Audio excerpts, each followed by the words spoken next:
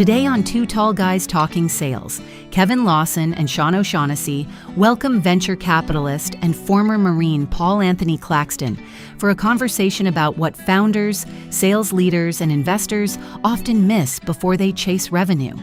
Paul explains why product conviction is not the same as market validation, and why the best sales strategies start with customer conversations, competitive reconnaissance, and business acumen long before the pitch deck is polished. You will hear why AI and data can improve sales processes, but only when leaders understand where the data came from and what assumptions are buried inside it.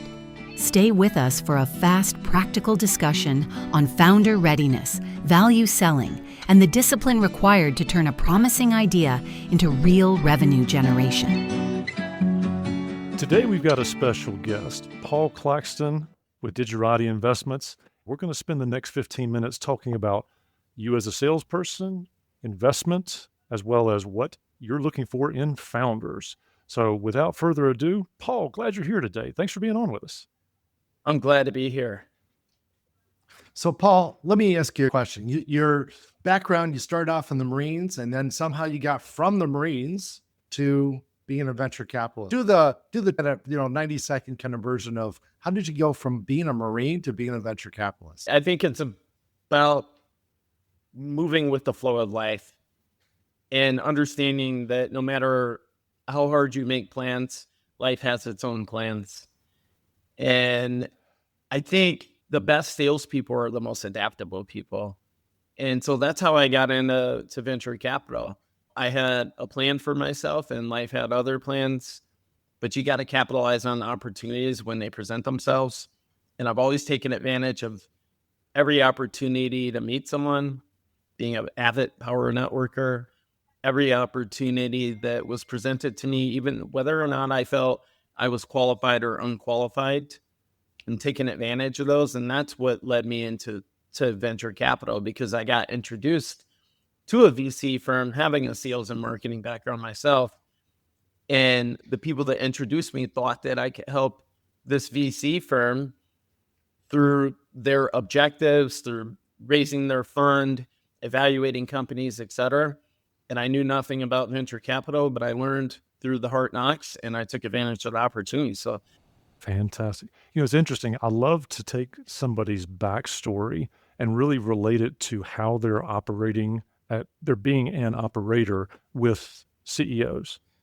You know what? It'd be really interesting to unpack how you approach CEOs, whether they're early stage. You mentioned you're in a number of different stages of the VC space, but understanding how you're experiencing them and what their behavior should look like when you work with them. I think that'd be an interesting perspective for our listeners on how you work with companies. Whenever I'm looking at working with companies, whether it's from an advisory standpoint or evaluating them for investment opportunities, I have to have a good feeling that they understand macro and microeconomics, but they also understand how deals take place, not just in terms of conducting a sales prospect initiation and then engineering a sales process and then conducting a close process. It's more than that. It's about understanding the legal parameters around contracts, what that means for your business, but also what that means for the customers and the customers' customers. So looking at whether or not a founder will ultimately be successful is more than just the product or the market opportunity itself, but it's the founder's ability to navigate the waterways, so to speak, and uncharted waters of the environment that they're entering. Generally speaking, they're building something that doesn't really exist or is completely new. And there's going to be a lot of resistance to that. So from an advantages standpoint, from a benefits standpoint, and this is why at Digirati Investments, we have the phrase inventing necessity. So your product needs to have a need, number one, but it also needs to create more problems.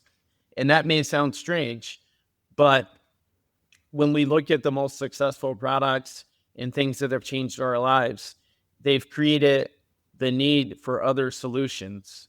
to existing challenges that those products or the core solutions present, right? Say, for example, the invention of the plane, just for something simple that we all know, has created other sub-industries around that, right? And so when we look at the strength of a product and overall the market opportunity and the sales opportunities that can emerge from it, we look at how strong is the core product in terms of creating need and then surrounding need.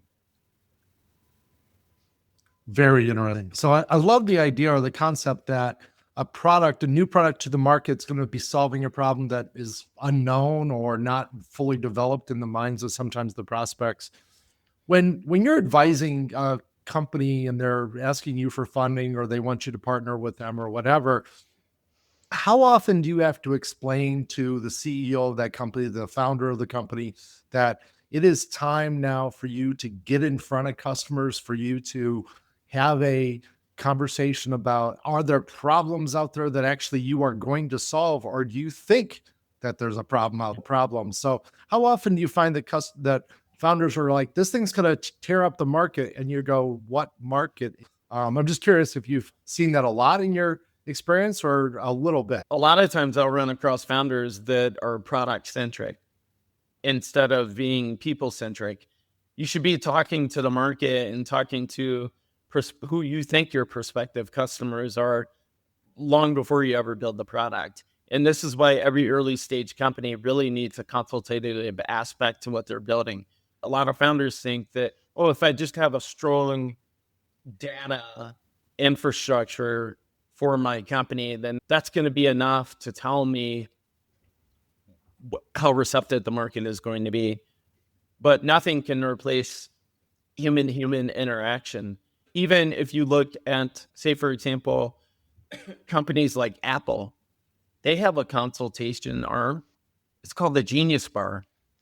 And they also have a very robust data infrastructure. So I think these days, especially with the emergence of AI, we have to sell differently.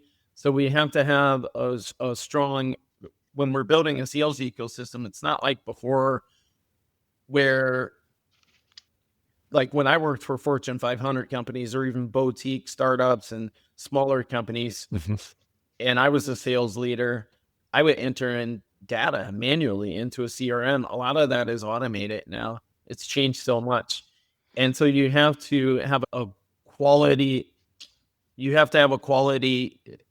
data extraction and data input process. So you have to have a strong data flow within your company, both externally and internally coming in. That's number one. And that will ensure that your sales process is built on a great foundation. The other thing that needs to happen is you have to be out talking to customers. And I think if you're raising early stage capital, you need to get those venture capitalists involved with your customer conversations, because the early stage VC should be helping bring partners, and not just capital, but helping to bring partners and customers to your company. And they will not be able to do that effectively if they don't understand how you're engaging your customers or prospects and how they're engaging you. So that would be my guidance to early stage founders, is to have a strong outflow and inflow of data, quality data, and then have a strong consultative process with which you engage prospects.